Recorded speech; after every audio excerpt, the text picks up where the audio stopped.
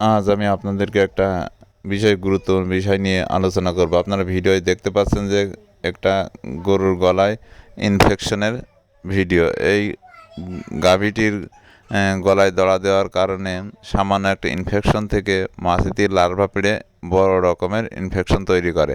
এখানে মাছির লার্ভা পাড়ে ফলে গলায় বা ইনফেকশনের পোকা ধরে।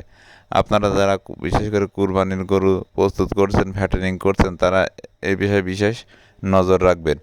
গরুর মুখোশের ওপরে বা গলায় যদি কোনো ইনফেকশন হয়, বা আপনারা মাঝে মধ্যে খেয়াল রাখবেন যাতে কোনো ইনফেকশন দেখা না যায়। এতে কিন্তু যদি পোকা ধরে অথবা মাছি বা মারাত্মক ইনফেকশন হয়, তাহলে আপনারা কিন্তু সেই গরুটি কুরবানি বিক্রয় করতে পারবেন না।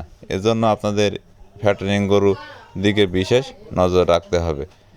এখন কিন্তু মশলা মাছি বা বিশেষ করে মাছির উপদ্রব সবচাইতে বেশি। সকলকে আমার সালাম, আসসালামু আলাইকুম।